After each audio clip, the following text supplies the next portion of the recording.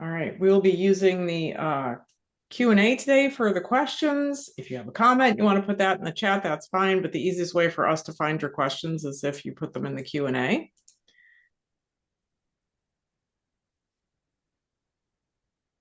All right, let's go ahead and get started as people are still coming in. Thank you for joining us today for Children's Privacy in a Digital World. This is our second webinar in honor of Data Privacy Week. We'll be hosting a 30-minute conversation each day this week, as well as privacy-themed trivia game show to round out the week on Friday afternoon. You don't want to miss that. Our game show hosts are really good.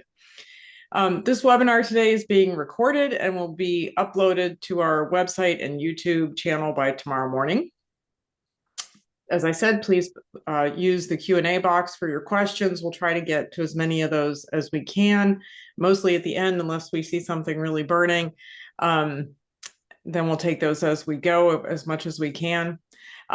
This is a really special day for me because I get to host a webinar with one of my cybersecurity heroes. So I'd like to welcome Dr. Lori Craner, Director of the Scilab Security and Privacy Institute at Carnegie Mellon University. I made a LinkedIn post earlier today. Some of you might remember her from her famous password dress. It was quite a while ago, but the quilt on your wall, Lori, reminds me of your talents with textiles and the password dress. So thank you so much for being here with us today. I'm really excited to be here. All right, we're going to start with our first question, but keep your questions coming in as well. By the way, if you've raised a hand, unfortunately, it's really hard for us, especially on a short webinar, to take people off mute or to have you ask your question. The best thing is for you to put it in the Q&A, please. So throughout Data Privacy Week, we're going to touch on a variety of topics, but children's privacy is near and dear to a lot of us, and it's uniquely complex. So how is children's privacy different than privacy for adults? Yeah, so lots of differences for children. There are legal issues involved with children, but also the issues that children often are not fully in control of what they're doing and who's looking at them because they're being supervised by adults. And so we need to find ways to provide privacy for children that acknowledges that they're going to, when they're young at least, be under adult supervision. Yeah, somebody asked the question, how do you get kids to care about it? I mean, I actually think that privacy is one of those things that is more real to a child. Like, think about as you're growing up, there's a point where you decide, like, I'm going to close the bathroom door, or I'm going to have a conversation away from mom and dad with my friend, or from if you're my age, it was about the teacher intercepting the note that was passed between the two students that made you feel like you're, more in tune with your privacy. Exactly. And I think we need to find ways to talk to children about privacy that are appropriate for their age, that resonate with them. So when you talk about privacy to adults, their threat model is often big tech companies or the US government. Children are not too worried about big tech companies or the US government for the most part, although increasingly that may be changing. But who are they worried about? Their big threat model is, say, their siblings, listening in on their conversation or coming into their space, their parents finding out about things they're doing, their teachers, their school principal. That's all part of their threat model. And so we need to talk to children in ways that they understand. Also, children aren't thinking far into the future like adults. I mean, even teenagers think less into the future than adults do. And so making them kind of aware of future consequences is something that we have to draw home. And I can remember when my own children, who are young adults now, one of them, when she was 6 years old, she had access to a social media account, and that I had posted some family photos on to share with other members of the family. And she discovered the tagging feature. And so she thought she would be helpful and go into this account and start tagging all the faces that she recognized in the family photos. Sounds like And fun when you're so 6. Yeah. I was not at home, and I see all of a sudden I'm getting these messages, all these people tagged in your photos, and I was like, "What is going on?" And I called home, and I asked my husband, "What is going on?" And he said, "Oh, I don't know. She's like doing something on the photos." And I'm like, "Well, stop her!" Right? And then when I came home, she said, "Well, why did you tell Dad to stop me?" And I was like, "Okay, how do I explain this to a 6-year-old?" Mhm. And I said, well, if you think about it, right now you're putting your name on a picture of you as a 6-year-old. And so now anybody who searches for you in the future is going to find this picture of you as a 6-year-old. When you're a teenager, do you think you're going to want them to see you as a 6-year-old? And that resonated with her. She said, Mhm. "No, no, I would want to be a teenager then." And I was like, "Okay, so don't put your name on your face here." That was a good lesson. Um, One of the hot topics right now in kids' privacy is age verification. Seeing a lot about this, especially if you're in the world of cybersecurity. Many privacy advocates have been pushing for an increase in age verification, while some believe it can infringe on certain rights. Can you explain, first of all, how it works, and then maybe touch on both sides of that debate? Yeah, yeah. So there are a variety of different techniques for age verification. The simplest one is just a checkbox where people check a box to Mhm. say, yes, I'm over this age. And clearly that is easily defeated by anybody who wants to lie about their age. Um, and so now we step it up a bit and say, okay, what can we do about that? So now we have age verification where you have to scan your driver's license. In some cases, you scan your driver's license and you have to hold it up to your face and blink and have a liveness check and show that you are the person in the driver's license. There's some that use AI to do face recognition and to estimate your age from the face recognition. There's some that you provide your email address and they basically look up your records um, based on your email address. So lots of different techniques. Some are more accurate than others in identifying your age. So that's how it works. What are the concerns? Well, I think from a privacy perspective, the big concern is you are providing sensitive personal data to some unknown entity that is the age verifier. And first of all, they might not be a very trustworthy company, but even if they are, trustworthy companies do sometimes have data breaches, Mhm. and they have all of this sensitive information, which is used for identity theft, all in one place. And that is a gold mine for identity thieves. And so I think there's a lot of concern about that from a privacy perspective. On the other hand, we want to protect children, right? Everybody wants to protect children. And so people say, well, what else can we do? How can we keep children out of places we don't want them to go? And in my opinion, I would rather risk that children may end up in places they don't want to go or we don't want them to go than to keep all of this personal information about people is my opinion on this. And I think also part of the reason there are so many places we don't want children to go um, is it's not just about, the adult content and things like that. It's also about, well, on social media, we want the social media companies to have the child settings. Um, well, I think a lot of this is that these companies are invading adults' privacy. And so we want to keep kids in the area where they don't have their privacy invaded so much. But it would be better if adults also weren't having their privacy invaded so much. Yeah, yeah, that would ultimately be much better. Um, so somebody has a question here about your story with your daughter. Um, can you give us your thoughts on helping kids understand giving and withdrawing consent, as well as the idea of, the things don't die on the internet, longevity on the internet. So, um, your perspective on the story of the photo tagging, Yeah. like that's a great example of what's fun today that might, you might not want in the future. Um, maybe an example, if you have one, even from your own family, of like how you get teenagers to think about that too. I mean, your daughter was pretty young when that happened.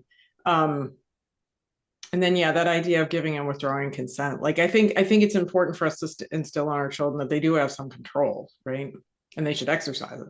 Yeah, yeah. So, I mean, I think um, as parents, there's a lot of reasons we wish our kids would think more about the future. Yeah. That they would make much more sensible decisions if they would Mhm. just think more about the future. So it's a hard problem.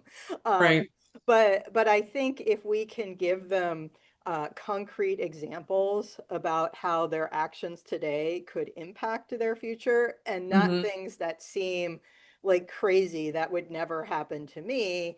I think that that can be helpful for kids understanding these things. Yeah, like maybe interviewing for a job later on and somebody looking at your social media profiles Yeah, during that yeah. process or something like that. Yeah. Exactly. And I mean, I think these days most adults kind of get that if you post something on social media, your boss or a future employer might Hmm. see that. Might see it. Yep. And it's pretty common. But I remember when that first became a thing and adults were surprised by it. And I'm here in Pittsburgh where we have the Pittsburgh Pirates baseball team. And they have these people who dress up as pierogies and run around the field, as mascots during the game. And this must have been like 15 years ago. The Pirates were having a losing season, and one of the pierogies posted something negative about the team on social media and got fired.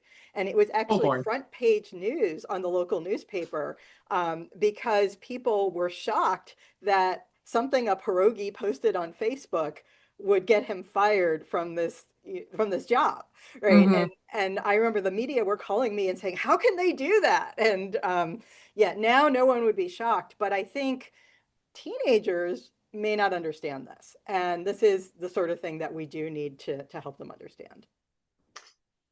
My next question has to do with a frustration that we hear a lot about at the NCA.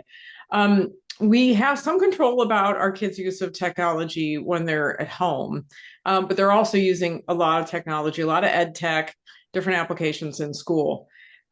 What kinds of data do these school issued apps or platforms collect, and how are they using it? So I hear from a lot of parents lately that are, really restricting their kids' use of technology at home, but then they go to school and they've got, access to all kinds of things. Um, let's talk a little bit about the ed tech and the data that they're accessing. Yeah, yeah. So I don't know a lot about EdTech technology, but I do know that in general, this technology is designed to basically track the student's academic progress, even down to exactly which question on the quiz they got right or wrong, so that it can say, oh, the student seems to be making, spelling mistakes, but they're doing, they seem to understand the grammar, but, and so then it can suggest like they should have more spelling drills, but not grammar drills or, whatever. So there's a lot of detailed information about the child's what they do right or wrong, how much time they're spending, and things like that. And I think the concern is where does that information go? I think if that's used only to help improve their education directly, that might not be a bad thing. But if that is then used for marketing, or Mhm. if it goes into their permanent record so that a future employer finds out that you failed all the spelling tests in second grade, this could be more of a problem. Is there a way that kids can sort of advocate for their own privacy in school, or what protections do they have in schools?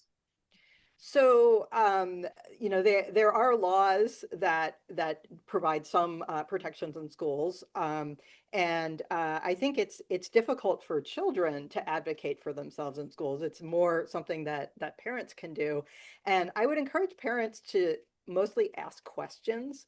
I think a lot of the teachers and the school staff are not privacy experts and don't think about these things until someone asks the question.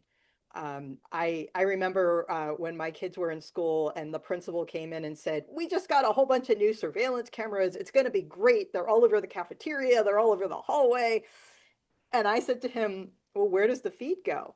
Like, who's looking at the feed and how long is it stored?" And he said, "No, I don't know." And I said, "Well, as principal of this school, it's your responsibility to find out where this feed goes and what the privacy practices are, and then to share that with parents." Yeah, somebody's asking about who's teaching kids online privacy these days. I mean, aside from parents, I think it's pretty much up to us as parents, right? I'm not hearing about it happening in schools, but my kids are older now, so. Yeah, there are some schools that are talking a little bit about privacy. There are some curriculum out there for like elementary school, middle school, high school, but I don't know how widespread that is. So I think a lot of it falls on parents to teach children. So tomorrow's Data Privacy Week webinar is focused on privacy law. What kind of laws are in place at the moment to protect children's privacy? Is there any legislation in the works that could present significant changes? Yeah, I know there's so a lot happening at different state levels, right? yeah, there's a lot of things going on. I would actually rather not talk about the privacy law because I'm not a lawyer. But instead, if we could talk more about young children and privacy, and I Mhm. want to mention to people the book that I wrote to that parents can use with their Do you children. have a copy? Can you show it to us today? Yeah, yeah. So this is called Privacy Please, and you can go to privacypleasebook.com to find out about it. And it is a book for 4 to 6 year old children, although my friends have read it to older children who've enjoyed it as well. And it's a short picture book, and it is designed to introduce the concept of privacy to young children and to give them kind of the vocabulary to talk about privacy, and help parents and educators have this conversation with children. All right, we're going to go through some of the questions that have come in. With the rise of AI, there have been more reports and instances of children having AI pornography created of them by other school children. So there was a case at North Carolina State. There's been quite a few cases. Are there laws being created to delete child pornography, either real or AI? So I don't know about the deletion, but I do know about the Take It Down Act or it's now a law because I'm in Texas and Senator Cruz was one of the sponsors. Um, so I think the onus is now on the platforms to take it down, if I understand it right. But the person who posted it, now there's legal consequences that they would face, right? It's now a criminal act. Yeah, that's right as far as I know. Yeah. Um, is your book available on Amazon? It is. It's available on my website and all usual places where books are sold. So yeah, privacypleasebook.com. You can find links to how to purchase the book. Yeah, also there's a whole discussion guide on the website, which is suggestions for discussions you can have with kids. And one of the things we have is actually an activity. So Privacy Please is something you've probably seen on door hangers, like at hotels. And so I made these door hangers for the book. They say Privacy Please on one side and Let's Play on the other side. That's And really this cute. is a very tangible way for children to be able to actually exercise their privacy. And I've given this to a bunch of friends, and they said that their children loved them and immediately started using it to keep their siblings out of their room. Somebody said they started using it to keep the dog out of their room. Right. So on the website, I have a template, and you can either print these out or you can print out one without any drawings on it and have your children illustrate it Oh, with cute. whatever they want to show for privacy and for Let's Play. And so I've gotten a lot of very positive feedback from that. Yeah, that's great. Yeah. How can you explain to someone why it's a bad idea to post your children on social media, even on a private account, especially family members and especially with young children? So a lot of us have pretty good digital habits ourselves, but then, and there's a few questions along these lines. Somebody else posts a picture of your child. Um, how do you explain to somebody, how do you politely say, can you please take that down? Or can you make your account private? Or how do you have that conversation without sounding like one of those foil hat people, right? Yeah, yeah. Well, I think you do just have to politely say to them, yeah, the rule in my household is that, we either don't post at all or we only post it to private accounts or whatever. And I think that's not such a crazy thing. And in many Especially these communities, days. if you say that to Yeah. someone, they're not going to think you're a lunatic for saying it. I think a harder issue is just kind of navigating where to draw the line. Because I think there are some people who've gone cold turkey and they're like, I will just never post a picture of my child. As I mentioned before, I have posted pictures of my child on social media, but in accounts that were only viewable to family and friends. Mhm. That's where I decided I was comfortable. But different people have different comfort levels for what they want to do. And I think you have to think through that. I would definitely advise against not posting pictures of your children publicly. Yeah. And So how do you explain to somebody what the risks are there? yeah, yeah. I think, I think the obvious risk is probably actually not the biggest risk. So, the obvious risk that people are like, oh, someone will see a picture of your child and come kidnap them, right? Right. Abduction. Yeah. Yeah, that's actually unless you're super famous, probably that's not actually a big threat. Um, more likely, it's that they're going to end up, in databases. They're going to be scraped, and so in the future, people are going to search for them, are going to find them. They're going to be able to recognize them, and things that we can't imagine right now, what the implications will be down the road. You're going to be like, oh, I wish my child's face was not in that database because it's been used in some way that is coming to hurt them. Those are actually the threats that I'm most worried about. Yeah, and I think there are security threats too that aren't physical security related, but just knowing your kid, the kind of the classic photo in front of the front door on the first day of school, holding the chalkboard or the sign with here's my name and my teacher's name and all those things. It makes it easier for somebody to socially engineer It, you, right? yeah, With all definitely. that personal information. Yeah. Yeah, definitely. The social engineer you or your child Right. Right. to have all that information. It's helpful if you put a emoji over their face, but it's actually not really enough if they're standing in front of the front door where you can With the see house number. yeah, yeah. So just putting an emoji over the face may not be enough.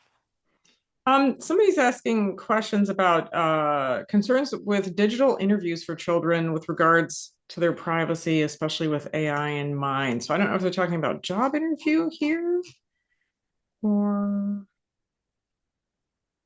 let's see. Maureen, if you want to put some more comments in there, what kind of interview you're talking about. I don't know if you mean a like a Zoom interview, or I have heard we got into this a little bit on yesterday's webinar. There were some questions about people doing job interviews with a bot with AI, essentially. Like your initial screening interview isn't you with a human being; it's you with an avatar. Um, any privacy concerns with that kind of technology?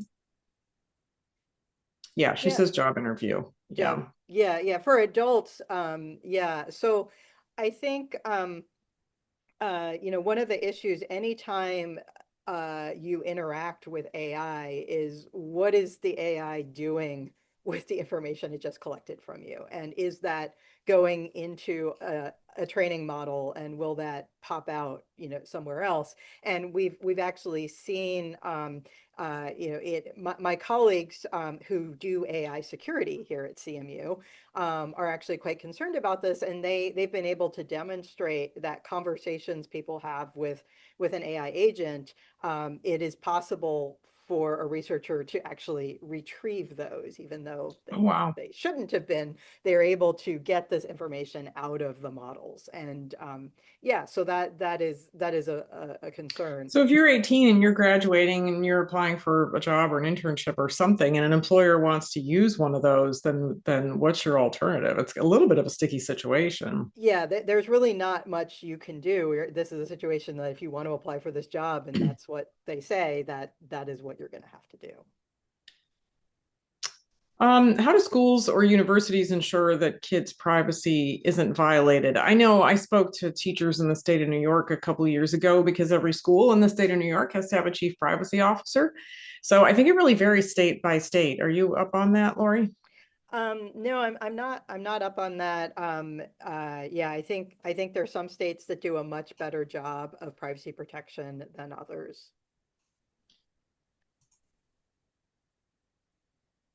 Are some of the risks that we're talking about with photos on social media, for example, are those also present when you send somebody a photo as a text message? Ah, good question. Um, so I think there's less risk there. Mhm. And so in fact, one of the questions I get from people is, well, I'm kind of leery about posting my kid's photo on social media, but I really want grandma and grandpa, to be able to get these photos. And Right. so if you're going to digitally transmit photos, it's probably safer to text them directly to, create a family text messaging group and text that to them or email or whatever is going to be safer than posting it on social media. Is it 100% safe? No, no, nothing ever is. But that is going to be a much less risky approach. Somebody's asking how private are pictures that I've uploaded to a site like Google Photos or Shutterfly or any of those? Not post on social media, but on a photo storage site. Yeah, so those are also going to be reasonably private as long as you have set your settings to be private. So you just need to be careful that you don't accidentally set it to make your photos public, in which case, that's what they are. But as long as you make sure that you have a small group of people you know who have access, that's going to be a reasonably safe thing to do. But again, if there's a data breach, you never know. So here's a really good one. Who do we report violations of our children's privacy to? There's no Yeah. privacy police right now. Yeah, yeah. Well, you can It depends on just the report to platform. the Federal Trade Commission, to your state attorney general, and depending on who is the violator, so Right. if it's you feel your school has a bad practice, start with the principal, go to the school board, right? Like these are the things that you can do. Yeah, the place or the platform where it happened would be a good place to start. Okay, we are almost out of time. What is the one concrete step that parents can take to better protect their children's privacy? What do you want to leave us with? Ooh, um, I think parents should talk to their children about privacy and let them know that they actually have some agency, that they can ask for privacy, and kind of socialize the idea with their children about protecting privacy. Great. Thank you so much for being with us today. We had a bunch more unanswered questions, so that tells me that we need to have you back. We need to do this again. I'm starting to feel that somewhere in the NCAA's future is like a regular sort of call-in show, like, a webinar that's just, hey, just ask us anything, right? Because people have Yeah. so many questions, especially when it comes to our children and privacy. It's a really hot topic. Love the book, love the door hanger. There's a ton of positive comments in the chat. Thanks everybody for being with us today. And maybe I can convince Dr. Lori to do this with us again soon. Yeah, would love Thank you to. so much. All right, thank you. All right.